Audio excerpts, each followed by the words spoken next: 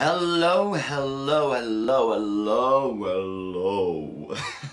Salut tout le monde. Alors aujourd'hui on se retrouve pour une petite vidéo Halloween. Effectivement la date approche. Donc c'est l'avant-dernière vidéo Halloween. Enfin l'avant-dernière vidéo avant Halloween. Parce que j'espère vous en faire une la semaine après Halloween sur effectivement ma soirée d'Halloween. Aujourd'hui, j'ai décidé de vous faire un petit look inspiré d'un petit film. Est-ce que vous le devinez? Alors, comme toujours sur ma chaîne, cette vidéo n'est pas très préparée, donc j'ai fait avec les moyens du bord. Voilà. Est-ce que vous avez deviné? Mettez en commentaire tout de suite si vous avez deviné. Oui, j'attends. Vous avez tapé? Envoyez le commentaire. Envoyez-le. Allez. Eh bien écoutez, on arrête le suspense. Je vous fais une petite vidéo inspirée de Beetlejuice. Donc écoutez, on va débuter dans le vif du sujet.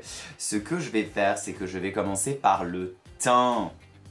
Ce qui n'est pas une habitude sur ma chaîne. Je viens utiliser un primer tout d'abord pour protéger ma peau, étant donné qu'on va beaucoup se maquiller aujourd'hui.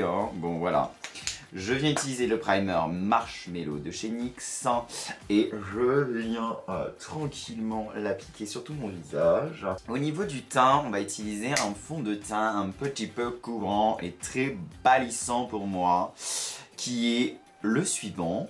C'est donc le fond de teint The Ordinary Coverage Foundation. My god, super nice. La teinte est 1.1 N. Ce qui est en neutre en 1.1, j'imagine que c'est la deuxième teinte la plus claire. Et c'est en full coverage. Pour le coup, là, si vous décidez de faire Beetlejuice pour Halloween, franchement, ça pardonne, parce que c'est pas très propre. J'ai encore trop regardé la ring light et je suis encore ébloui. Il fait le coup à chaque fois, ouais.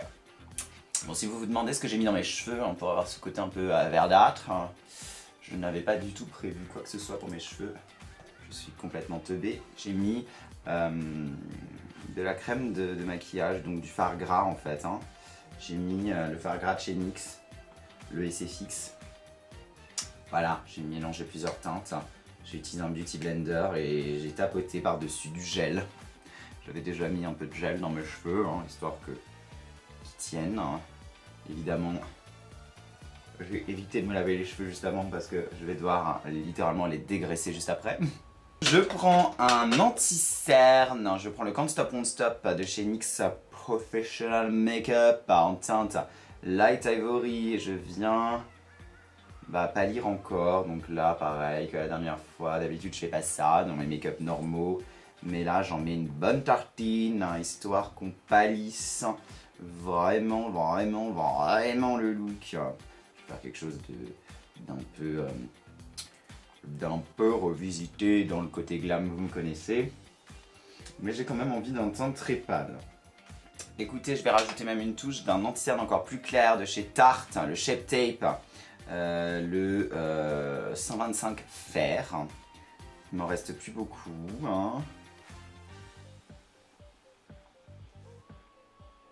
Peut-être que si je viens avec une éponge tapotée, ça peut aller. Voici, c'est beaucoup mieux. Magnifique, c'est une couvrance obscène. Alors ensuite, je vais poudrer mon teint. Je vais vraiment le poudrer beaucoup. Je vais prendre ma poudre Make Up For Ever, comme d'habitude, Ultra HD. Je prends de chez NYX Professional Makeup la Can't Stop Won't Stop poudre matifiante blanche avec ma houppette. Et je viens prélever vraiment abondamment de la matière. Et je viens repoudrer un peu sur les zones de lumière, histoire d'avoir quelque chose de blanchissant. Et je vais en déposer un petit peu d'excédent, histoire que ça vienne rattraper les chutes au vol. Je viens prendre une palette que j'ai complètement saccagée. C'est la palette Bloodlust.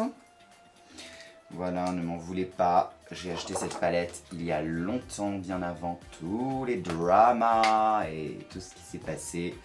On n'en parlera pas plus sur cette chaîne, ça ne sert à rien. Je vais prendre du coup la teinte dans un premier temps Blood Queen, qui est une teinte violette, comme ceci. J'ai envie de prendre un pinceau comme ça, un pinceau 231. Au niveau de la paupière, je vais juste rajouter une petite base à paupières avant la base Ultimate de chez NYX, comme d'habitude. Voilà, donc je viens prendre ma teinte Blood Queen et je viens la tapoter au niveau de la paupière mobile dans un premier temps. C'est exactement cette couleur-là que je voulais. C'est un maquillage qui va remonter très haut.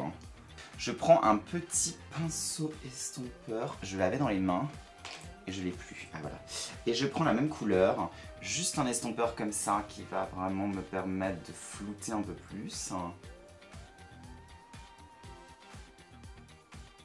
Je viens prendre une couleur un peu plus claire et un peu plus bordeaux, c'est la teinte Hiking, qui est une teinte un peu aubergine mais claire, je vous la montre juste ici. Et je viens vraiment estomper ma couleur jusqu'au sourcil. On n'a pas peur de remonter jusqu'au sourcil. Je viens maintenant en ras de cils inférieur. Je viens avec la couleur la plus claire, le Hiking, sur mon petit pinceau estompeur. Et je viens vraiment descendre la couleur assez bas pour avoir cet effet cerne. Je veux pas que ça s'arrête à un endroit, je veux pas qu'on voit où ça commence, où ça s'arrête.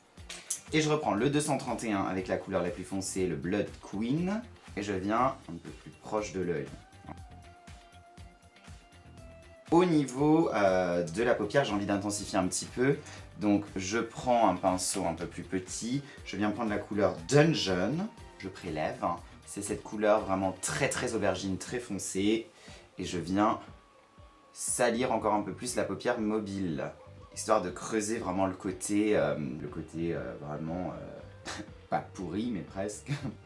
Et si on veut, on peut reprendre son petit estompeur et venir dégrader tranquillement. Voilà. Ce que je vais faire maintenant pour le rendre un peu plus glam, je vais utiliser une paillette un peu spécifique qui est une paillette spécifique. C'est en fait un pigment un petit peu en flocon d'une petite marque qui s'appelle Kaima Cosmetics, qui est très belle, très duochrome, qui s'appelle, la teinte s'appelle, pardon, Amarantine. C'est un produit assez compliqué à utiliser, je l'avoue. Normalement il faut le mixeur pour le faire fonctionner et je ne savais pas quand je les ai achetés et je ne me suis pas reprocuré le mixeur. C'est très beau, c'est aussi très volatile, donc il faut faire très attention. Et c'est très duochrome, il y a des effets bleuté, jaune, violet, c'est magnifique, mais il faut faire hyper attention de ne pas respirer au-dessus. Comme je n'ai pas le mixeur, je vais mettre un tout petit peu de colle à paillettes au niveau de ma paupière. Je prends la colle à paillettes de chez NYX, moi du coup aujourd'hui, j'en prélève un petit peu au niveau de mes doigts. Et je vais en fait venir juste tapoter au niveau de ma paupière, histoire qu'au centre de ma paupière ça soit un peu collant et que je puisse coller cette paillette. Je vais venir prendre un petit pinceau plat et appliquer. Et là on vient vraiment tapoter en fait, on applique vraiment comme ça.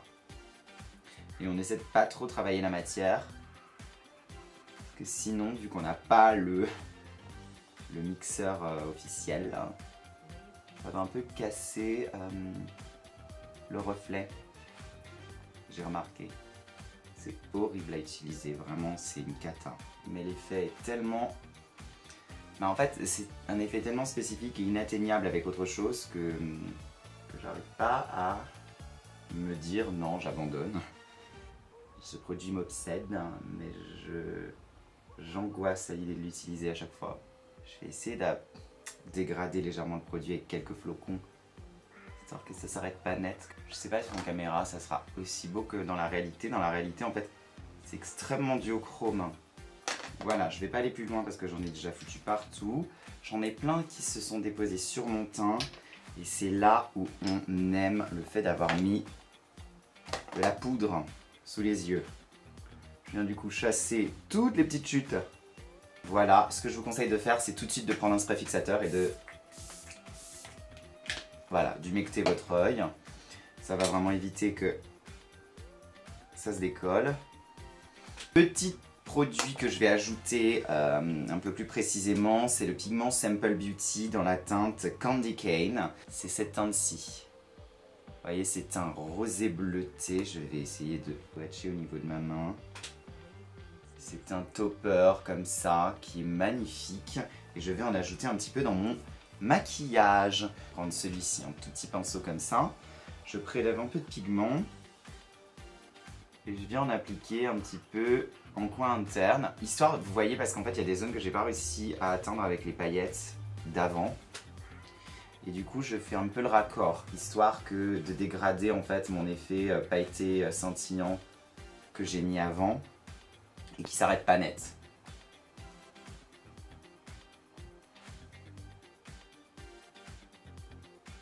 Ce que je fais maintenant au niveau de l'œil, c'est que je vais venir noircir le ras de l'œil, le ras de cils, le ras de l'œil, n'importe quoi, le ras de cils. Je vais utiliser un crayon de chez NYX Epic Wear Sticks en teinte Berry Goth. C'est un prune, comme ça. Je le mets en bas et en haut. Voilà! On est bien, on est bien. Je vais travailler maintenant le sourcil. Alors, il a un sourcil très noir, très foncé. Je vais faire pareil, hein. Je vais prendre un crayon assez foncé pour les sourcils. Là, j'utilise un Maybelline. La teinte, c'était quoi? C'était Black Brown. Voilà, et je vais même intensifier du coup le sourcil avec juste un petit pinceau biseauté et du noir, n'importe quel fard noir, franchement, peu importe. Voici le résultat. Donc ce que je vais faire, c'est que je vais donner un côté un petit peu morbide à mon teint. Donc pour ce faire, je vais prendre mon pinceau contour et je vais venir prendre une teinte un peu taupe. J'en ai une pas mal dans la palette de chez NYX, la Utopia, donc j'en prélève pas mal. Et je viens vraiment faire un contour un petit peu haut, vraiment très proéminent.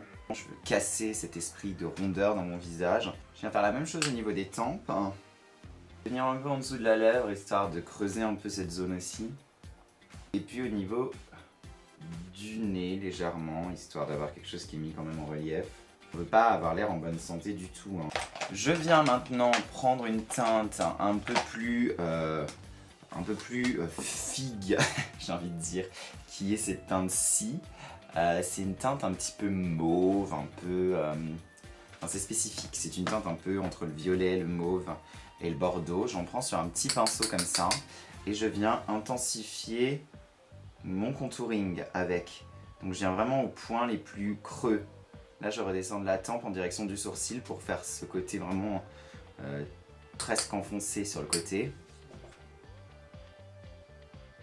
Et puis je viens en dessous du nez. Je viens même refaire tomber ici la joue.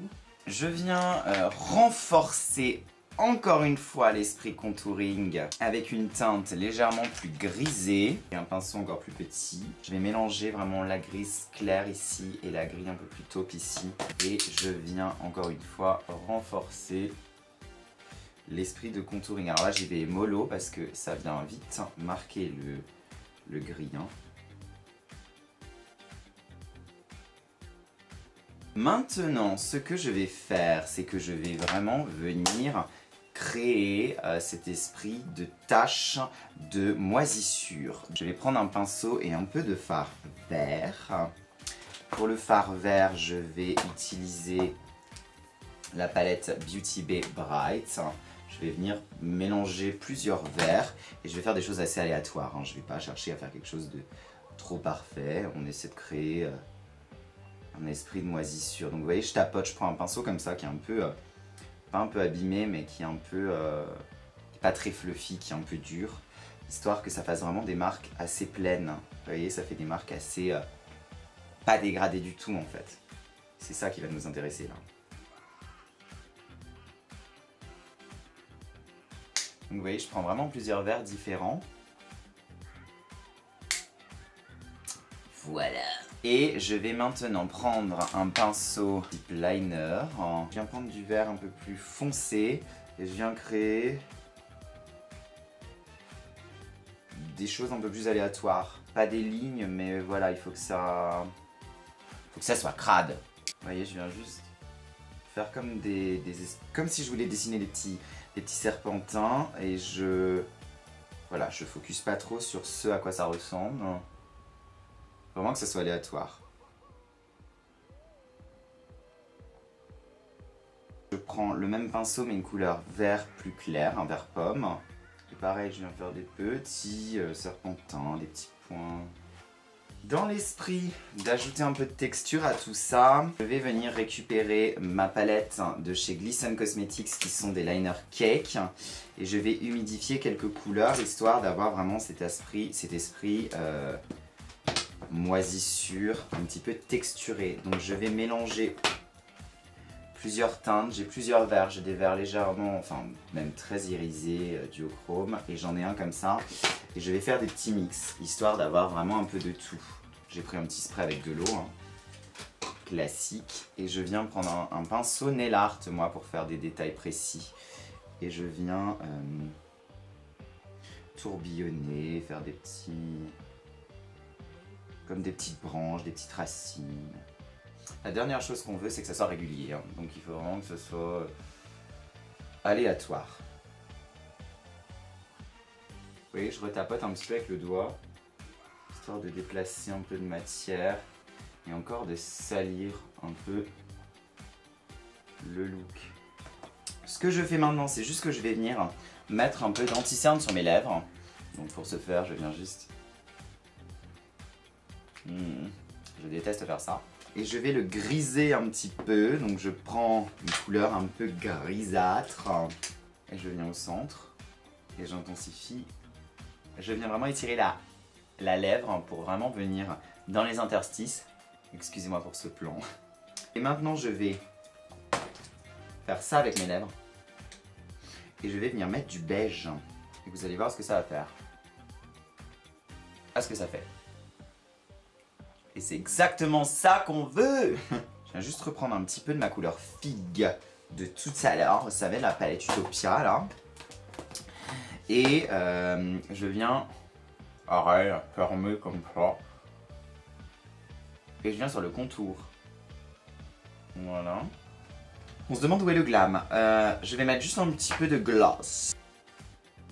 Je viens du coup mettre mon mascara on the rise. Je vais appliquer quelques faux cils, mais d'abord j'ai oublié de mettre mon highlighter et j'ai envie de mettre un highlighter spécifique. J'ai un highlighter à reflet vert de chez Makeup Revolution qui est un joli crâne comme ça et je vais en appliquer. Parce que j'ai envie de briller. J'en applique ici. J'aurais peut-être dû enlever la tache de mascara quand même. Je suis pas sûr que vous puissiez voir le reflet verdâtre en caméra. C'est toujours le souci. Et je vais mettre des fossiles et je reviens. Voilà, j'ai posé les fossiles. On se retrouve, écoutez, pour terminer ce look. Et voilà.